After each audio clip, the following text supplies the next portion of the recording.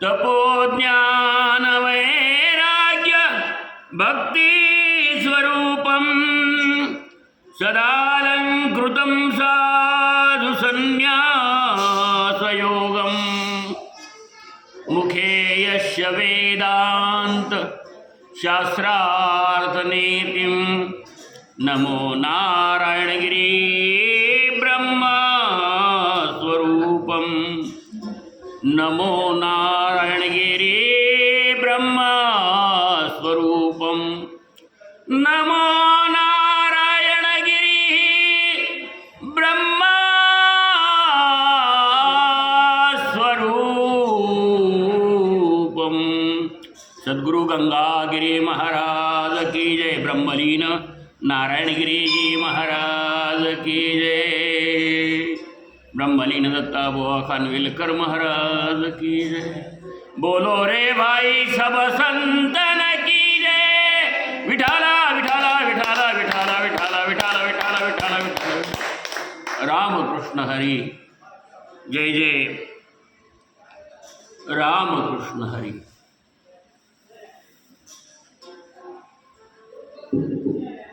श्रावण मास निमित्ताने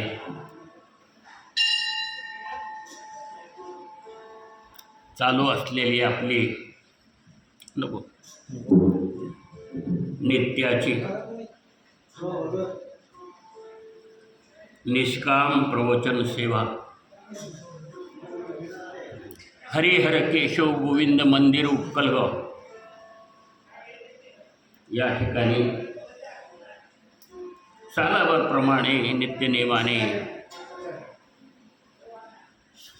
सकाळ संध्याकाळ प्रवचन कीर्तन त्याचप्रमाणे भजन प्रहार काकडा धूप आरती दीप आरती रुद्राभिषेक यजमान आरती भक्त आरती पंगत भोजन अशा प्रकाराने हा चालू असलेला श्रावण मास नित्य कार्यक्रम तर ते असतात वर्षभर चालूच असतात, परंतु या श्रावण मासामध्ये अधिक म्हणजे रुद्राभिषेक आणि प्रहार भगवंताचा नामस्मरणाचा रामकृष्ण हरी हे सतत चालू असतं। सकाळी 5:30 वाजेपासून मंदिरामध्ये पूजा अर्चा काकडा भजन, दिवसभर रात्री 10 वाजेपर्यंत रात्रीचं प्रवचन सकाळचं प्रवचन सेवा, आणि हे निष्काम सेवा आहे, याचं काही मोल नाही आहे। हो, आज सकाळचं दररोज सकाळी 12 वाद्य आणि संध्याकाळी 15 वाद्य।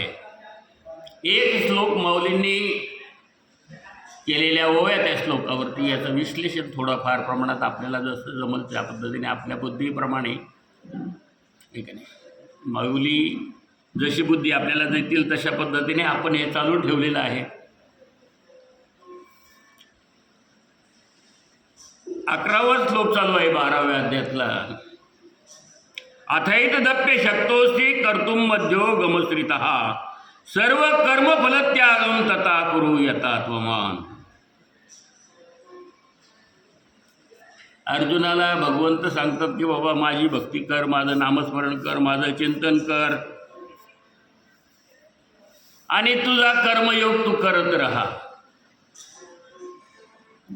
ठीक आहे, यानं त्या मार्गाने भगवंत अर्जुनाला समजून सांगत आहेत। अथ चित्तम समाधातु न शक्नोषि मयि स्थिरम अभ्यास योगेन ततो मामी छामतुम धनंजयः असंही म्हटले भगवंतानी। मयि एव मनाध्वस्त मयि बुद्धी निवशस्यसि मयि एव अथ ऊर्ध्वं न संशयः।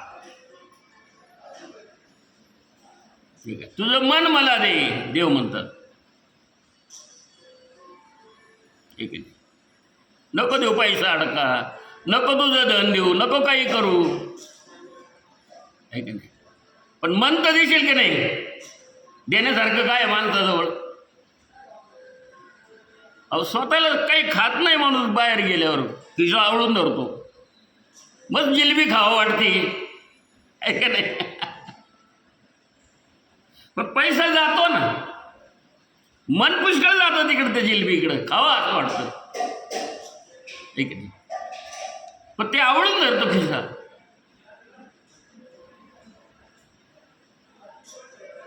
या सगळ्या गोष्टीवरती मन जातं.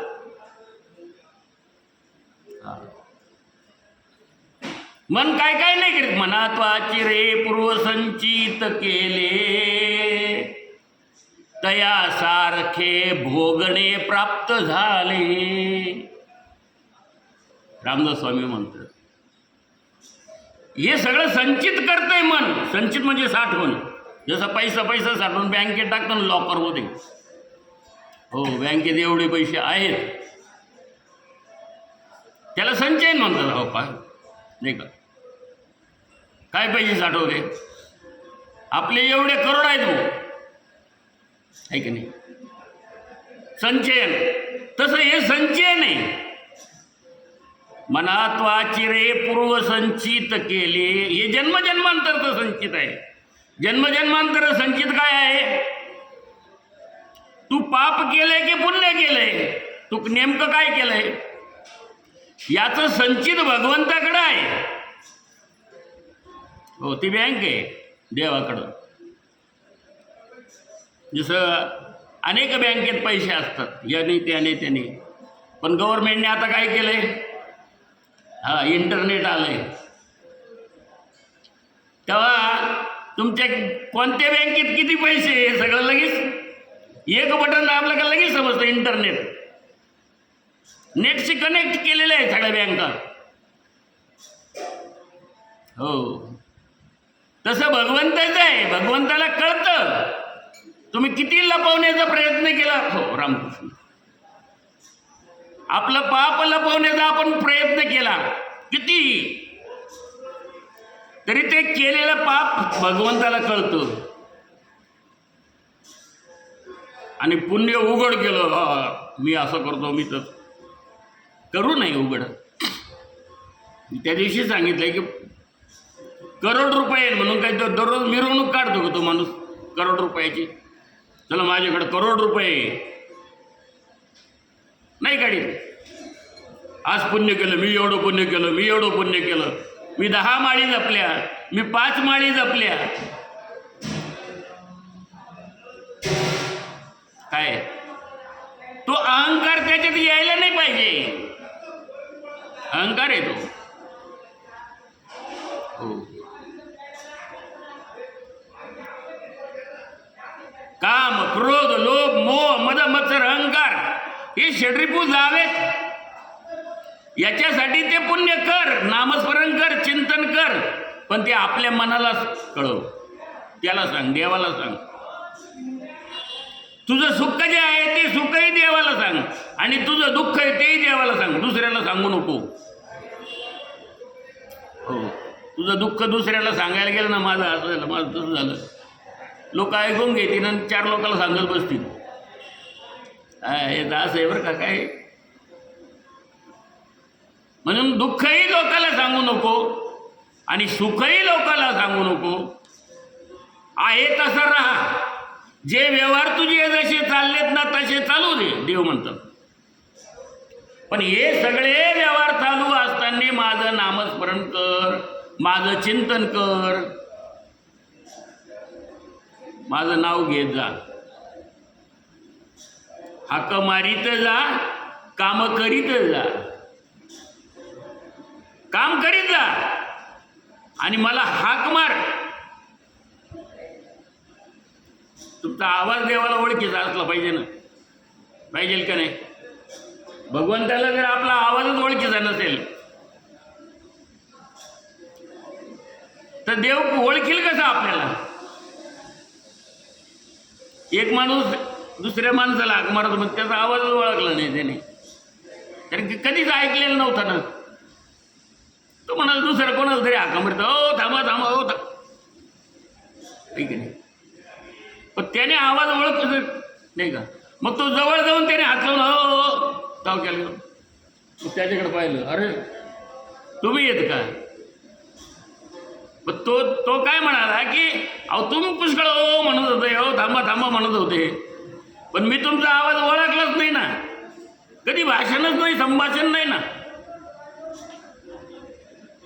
तसं देवाचं जर कधी भाषणच नाही देवाशी, कधी रामकृष्ण हरी म्हणलंच नाही, कधी भजन पूजन देवाचं केलंच नाही, देव तरी तुम्हाला ओळखील कसं नाही का. इतर जीव जंतू कीटक याच्यातून आपल्यात काय फरक आहे.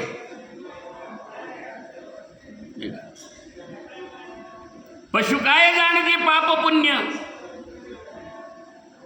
पशुला कधी भगवंताचं नामस्मरण चिंतन, त्यांना काय माहिती पाप काय आणि पुण्य काय आहे.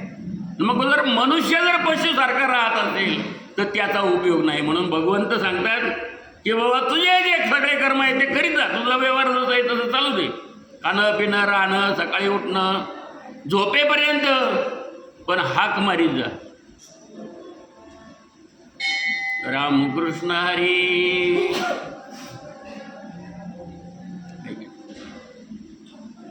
भगवान विष्णूला नारदाने एक प्रश्न विचारला. ओ विष्णू भगवान, नारदाला वाटलं मी मोठा भक्त आहे, मी दररोज नामस्मरण करतो, नारायण नारायण विणा आहे, आणि माझ्यासारखा भक्तच नाही. गर्वच झाला नारदाला. असं वाटलं आपण फार मोठे भक्त आहोत, देवाला विचारून तर पाहू. पण विचारायचं कसं नाही का. हो देव आपलं नाव घेतो का काय, देव आपलंच नाव घेणार. नारदाला वाटलं. त्याने प्रश्न विचारला देवाला, देवा तुमचा परमप्रिय असा भक्त कोणता. आता नारदाला वाटलं आपण एक हो सेकंद भर देवाला विसरत नाही, हे की नाही. मग एवढं जर आपण बघतोय तर देव आपलं नाव 100% घेणार, म्हणणार तू देव, दुसरं कोणी नाही. म्हणून देवाला प्रश्न विचारल्यानंतर देवाने विचार केला, नारदा तुला उत्तर देऊ का. त्याला मोठा आनंद झाला नारदाला. हो सांगा सांगा सांगा द्या उत्तर. अंतरंगात आनंद झाला नारदाला. आणि मग देव म्हणाले, हे बघ वाईट नको वाटून देऊ, माझा जो भक्त आहे ना ते अमुक अमुक एक गाव आहे उक्कल गाव. त्या उक्कल गावामध्ये एक शेतकरी आहे, तो शेतकरी माझा परमभक्त आहे.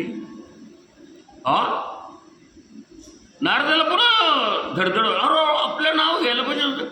तो एक शेतकरी आहे, तो परमभक्त आहे, तो काय करतो बरं असं. नारदाला चुटपुट लागली आहे, आपल्यापेक्षा श्रेष्ठ. आली ईर्ष्या, आला द्वेष. आपल्यापेक्षा मोठं कोणतरी म्हणलं मग ते ईर्ष्या द्वेष आलाच का नाही. आपल्या इथं या गावात आली ईर्ष्या, आला द्वेष.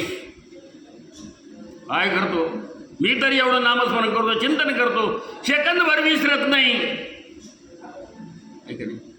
आणि तुम्ही म्हणता तो उक्कल गावातला शेतकरी तो श्रेष्ठ आहे. कसं काय देवा, कसं काय तू जाऊन पहा म्हणे. नारदाला चुटपुटी द्या, आम्ही जाणार पाहतोच म्हणे. आता कसं काय बघतोय. नारद मुनी पहाटेच देवाने पत्ता सांगितला, ॲड्रेस. हां त्याचं लोकेशन देवाने दिलं, या ठिकाणी जा.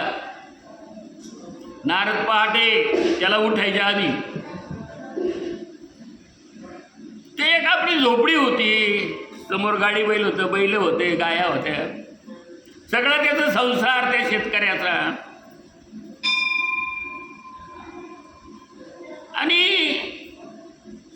नारदाने अगदी कॅमेरा लावून ठेवला. काय करतो तो शेतकरी? सकाळी उठला, उठल्याबरोबर म्हणला, देवा रामकृष्ण हरी, देवा परमेश्वरा, तुझे आभार आहे, मला उठवलं आज, तुझी कृपा आहे म्हणून मी जागा झालो आज. अशी कृपा तुझी असू दे भगवंता, रामकृष्ण हरी, एवढं म्हटलं तो. आणि उठला, तोंड बिंड धुतला, हातपाय धुतले, चहा पाणी झालं, नाश्ता झाला, आंघोळ झाली, सगळं झालं. आणि गाडीत आपले आवतं टाकली, गाडीत आवतं टाकले, बैल जुंपले, रामकृष्ण हरी म्हणलं. झाले का 2 वेळा? उठल्याबरोबर एकदा गाडीत आवतं ठेवले, गाडी चालवली, औषधांशा जोडले, रामकृष्ण हरी म्हणला. गाडी गेली तिथं शेतामध्ये, आवतं सगळे काढले, पुन्हा त्या आवताला बैल जुंपले, आवत सुरू केलं, रामकृष्ण हरी. तिसऱ्यांदा म्हणलं. दुपारी जेवायची वेळ झाली, आवत सोडलं, जेवायला बसला, रामकृष्ण हरी कृष्णार्पणम. झाले का 4 वेळा? पुन्हा आवत सोडलं, संध्याकाळ जोडलं, पुन्हा जोडल्यानंतर पुन्हा आवत 5 वाजेपर्यंत केलं, आवत पाटा काढला, गाडीत घातला, घरी आला, जेवण केलं, झोपायचं होतं, रामकृष्ण हरी, झोपला. नारद म्हणाले, काय हा शेतकरी म्हणाले, मी बी सेकंदभर विसरत नाही, आणि हा म्हणे 4-5 वेळा नामस्मरण करतो, हा देवाला प्रिय झाला कसा? गेला देवाकडे तक्रार घेऊन नारद. नारद मुनी आले, नारायण नारायण नारायण नारायण. आले मुनी, भगवंताच्या अंतर्ज्ञानाने ओळखलं, हे सगळे चौकशी करून आले तुम्ही. आता नारद या या या बसा, नारद मुनी, त्रैलोक्यात तुमचं फिरणं. आले म्हणे तुम्ही? हो आलो म्हणे. काय देव सांगायचं म्हणे, तुम्ही माझी चेष्टा करता म्हणे. कसला तुमचा प्रिय शेतकरी म्हणे तो एवढा? नाही नाही म्हणे, माझा प्रियच आहे म्हणे तो. अहो म्हणे, तो 4 आणि 5 वेळा 6 वेळेस नाव घेतो म्हणे, आणि तो प्रिय कसा तुमचा तेही तुला सांगतो म्हणे, प्रिय कसा. तू एक काम कर म्हणाले, नारदा तू असं कर, एक वाटी आण म्हणाले, आणि त्या वाटीत अगदी काठोकाठ तेल भरून घे, ऐक, आणि तेल भरून घे, आणि या पृथ्वीला प्रदक्षिणा मारून ये. काठोकाठ तेल, एक थेंब खाली पडायला नको तेलाचा. हो, मग मी तुला सांगेल भक्त कोण. नारद म्हणाले, काय सांगू राहिले तुम्ही? तेलाची वाटी घे, तेल काठोकाठ भर, एक थेंब पडायला नको. नाही पडू देणार म्हणाले, आता जाऊन येतो पृथ्वीला प्रदक्षिणा मारून. नारदाने वाटी घेतली, तेल टाकलं, त्याच्यात काठोकाठ भरलं, ती वाटी जी धरली तर त्या वाटीकडेच बघ, तेल थेंब पडायला नको, थेंब पडायला नको, थेंब पडायला नको. लक्ष कुठं? थेंब खाली पडतो का काय? अहो नामच म्हणून विसरलं ना. ऐक नाही. आणि मग थेंब पडायला नको, थेंब पडायला नको. ते पृथ्वी प्रदक्षिणा मारून पुन्हा भगवंताजवळ आले. घ्या म्हणाले तुमची तेलाने भरलेली वाटी, एक थेंब पडू दिला नाही. वा वा वा म्हणे नारदा, खरंच म्हणे वा. पण म्हणे नारदा, तू वाटी हातात घेतल्यापासून ते आता पृथ्वीला प्रदक्षिणा मारून येईपर्यंत किती वेळा नाम घेतलं सांग बरं. नारद म्हणाले, काय देवा, काय माझी चेष्टा करता तुम्ही? तर म्हणले थेंब पडू देऊ नको. हां, माझं सारं लक्ष ते थेंबाकडे पडतो का काय, पडतो का काय? मी कशाला नाव घेऊ? देव म्हणाले, अरे नारदा, मग माझा भक्त तो शेतकरी आहे, तो तर माझा आहे की नाही खरा? अरे त्याला दिलेलं काम मी तो पहाटेच उठतो, पहिलं नाव माझं घेतो, नाही का? आऊट ज्यावेळेस बैलगाडी जमतो माझं नाव घेतो, आऊत फाटा जोडतो माझं नाव घेतो, सोडतो माझं नाव घेतो, रात्री झोपताना माझं नाव घेतो. किती वेळा घेतलं त्या शेतकऱ्यांनी नाव? 5-6 वेळा घेतलं ना नाव माझं. आणि तुला सांगितलेलं काम पृथ्वीला प्रदक्षिणा मारून ये वाटी भरून तेलाचे, तू त्या थेंबाकडं पाहत बसला, पडतो का काय, पडतो का काय? घेतलं नाव तू माझं. मग तो भक्त माझं तरी एवढं मी दिलेलं काम तो चोखपणाने करतो शेतकरी, तरी माझं नामस्मरण करतो. हा वारकरी माझा आहे, माझा भक्त आहे. जेवढे शेतकरी तेवढे वारकरी आहेत, पांडुरंगाचे भक्त आहेत आणि भगवंताने सांगितलेलं काम चोख करतात, म्हणून सगळ्याला खायला मिळतं, अन्न आहे. उदरभरण हे जाणी जे यज्ञ कर्म जो नित्यक्रमाने चाललेला आहे, हा यज्ञ कोणामुळे चालतो? हे कर्म करणारा शेतकरी वारकरी आमचा, हो, तो श्रेष्ठ आहे. म्हणून देव म्हणाले माझा भक्त श्रेष्ठ असेल तर तो माझा शेतकरी आहे, की तो चोख कर्म करतो, कुठल्याही फलाची अपेक्षा ठेवीत नाही. ठेवतो का फलाची अपेक्षा शेतकरी? आता हे धो पाऊस पडून राहिलं, शेतीचं नुकसान होऊन राहिलं, पेरलं त्यावेळेस त्याला मस्त वाटत असं एवढं असं होईल तसं होईल, आता एवढं नाही का? पण आता पाऊस पडतो, काय करणार आहे? तरी तो परमेश्वराची करुणा बघतो. देवा निदान माझ्या पोटापुरतं जीवांच्या पोटापुरतं येऊ दे, जास्त नाही, जास्त तो मागतही नाही. आणि सकल जीवांचा करी तो सांभाळ, तुझं मोकलेलं आहेसे नाही. तो सकल जीवांचा सांभाळ करणारा भगवंत जसा आहे, तसा तो शेतकरी सकल जीवांचं पोषण करता आहे. भगवंत म्हणतात तो माझा खरा भक्त आहे.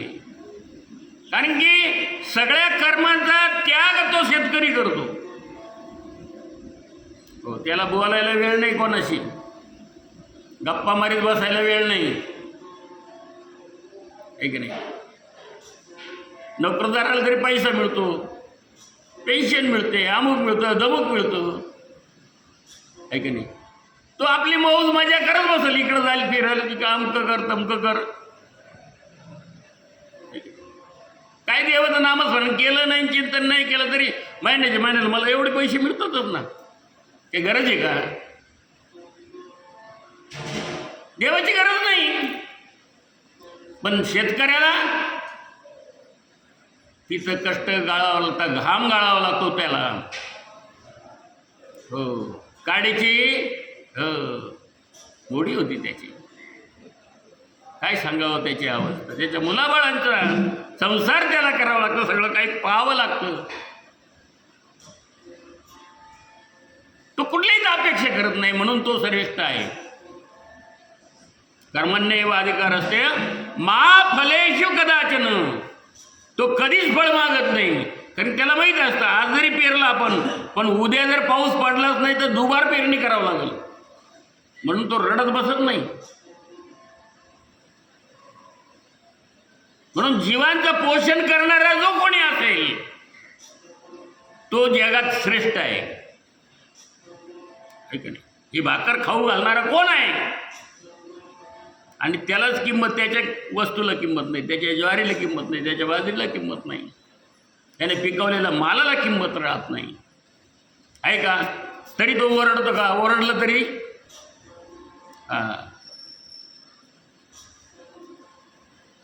कोण त्याचा पूर्ण करणार आहे? तरी पायी जातो वारीला. आम्ही पायी चालायचं म्हटलं नाही, चालवणार नाही हो,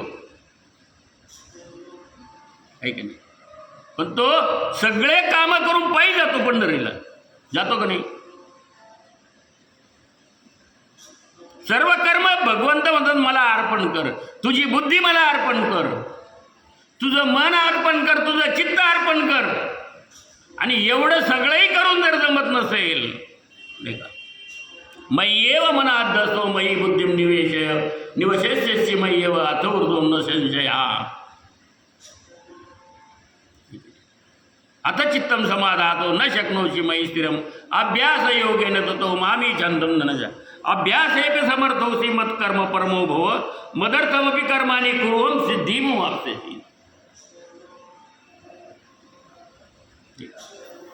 म्हणून तुला सिद्धी प्राप्त, मोक्ष सिद्धी प्राप्त होईल असं भगवंत म्हणतात. हे सगळं जर मला अर्पण केलं तर हे काही साठवून ठेवायचं नाही ना बँकेत, आहे की नाही. मन तर इकडं सैराट पळतं ना, ते सैराट पळणारं मन चित्तात रूपांतर करा, भगवंताच्या चरणावर लावा. मग भगवंत म्हणतात की तुझं मन, तुझं चित्त, तुझं सर्वस्व मला अर्पण कर. तन मन धन सब है तेरा. तन मन धन सर्व सगळं तुझं आहे. देवाला म्हणतो आपण, पण देतो का आपण? द्यायला पाहिजे. शरीर तर दे, पण तुझं धन पण देवाला दे, मन पण देवाला दे. तिथे समाधान आहे. देव काय म्हणत नाही तुझी सगळी संपत्ती दे मला, नाही, पण देवाला म्हणायचं की हे सगळं तुझंच आहे बाबा. कोणी अतिथी आलं तर त्याला जेव घाल. मातृदेवो भो, पितृदेवो भो, अतिथी देव भो, आचार्य नाही का, आचार्य देवो भो. आणि भगवंताचं नाव घेत राहा स्वाध्याय महाप्रमदा. वेद सांगतात की तुम्हाला सुख शांती समाधान जर प्राप्त करून घ्यायचं असेल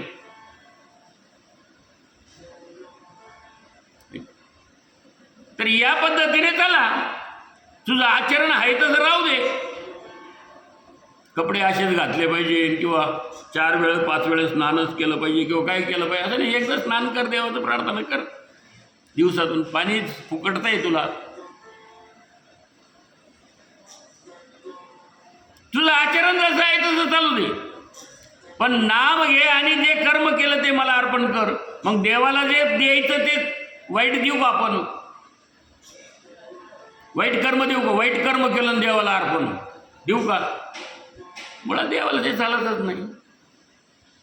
बुद्धी दुसरीकडे जाणारच नाही, वाईट कर्माकडे जाणारच नाही.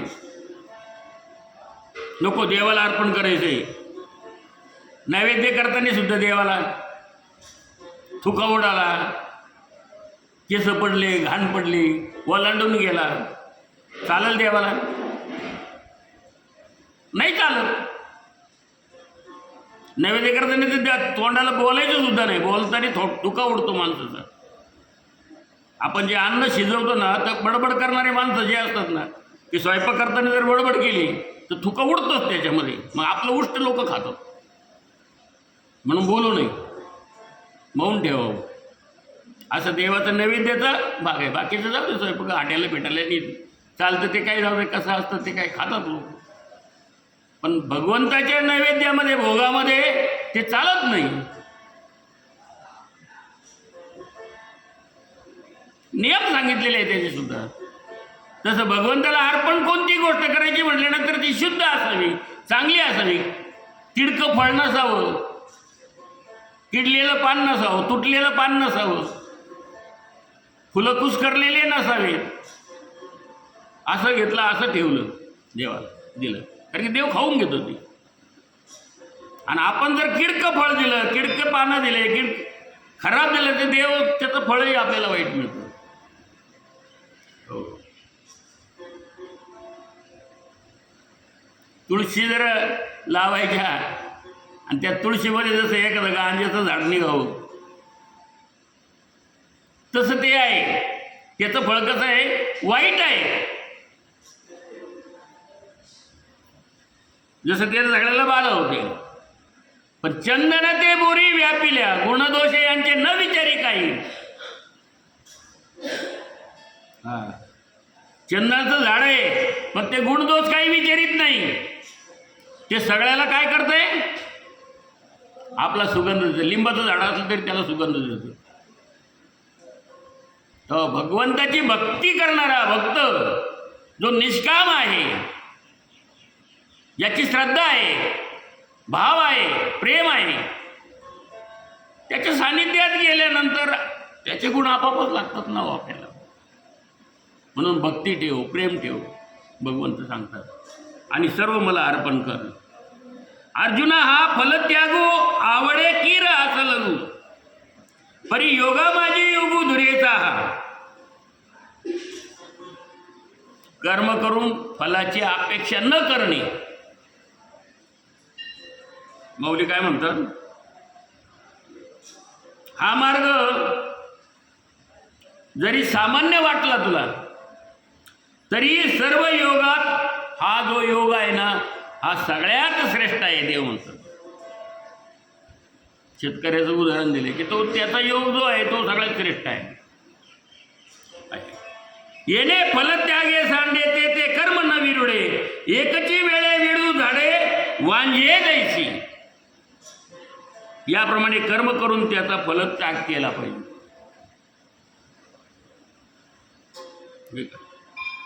ती कर्मे पुनर्जन्मास कारणीभूत होत नाही असे वेळूचे, जसे वेळूचे झाड आहे.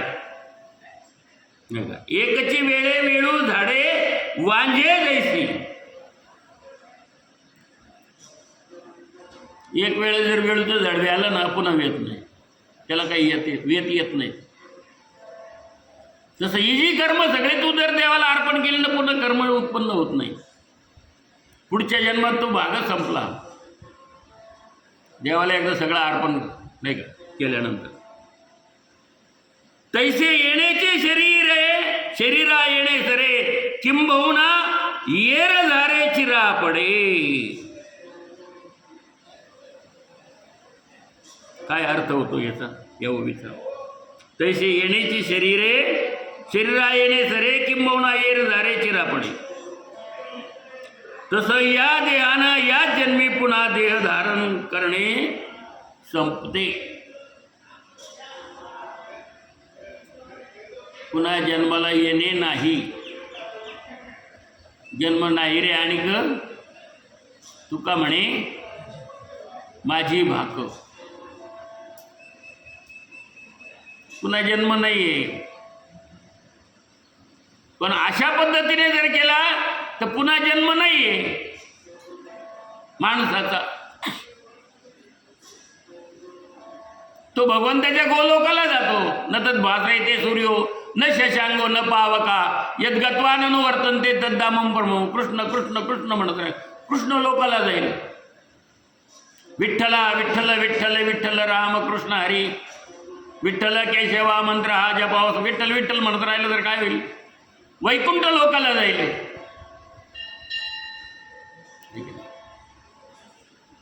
परंतु काहीच म्हटलं नाही, काही केलं नाही, कर्म भगवंताला अर्पण केले. जन्म नाही रे आणि माणसाचा जन्म त्याच्यासाठी दिलेला आहे. देह दिला देवा देवे भजना गोमटा असं म्हटलंय. भजनासाठी देह दिलंय भगवंताने. भजन म्हणजे नुसतं टाळवाजीत बसलं का म्हणणं असं नाही. रामकृष्ण हरी म्हणा आणि त्याचं दिलेलं काम करा, ते भजन.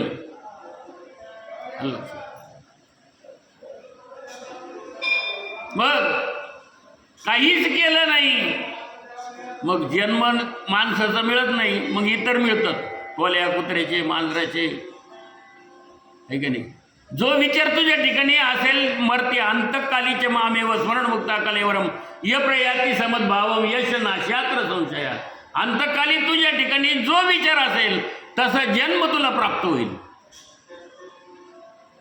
पण या पद्धतीने जर तू गेला तर अंतकाली तुझ्या समोर मी उभा राहील. भगवंत म्हणतात तू माझ्या लोकाला येशील, तुला मोक्ष सिद्धी प्राप्त होईल. भगवंत म्हणतात. म्हणून तसे या देहाने याच जन्मी पुन्हा देह धारण करणे संपते.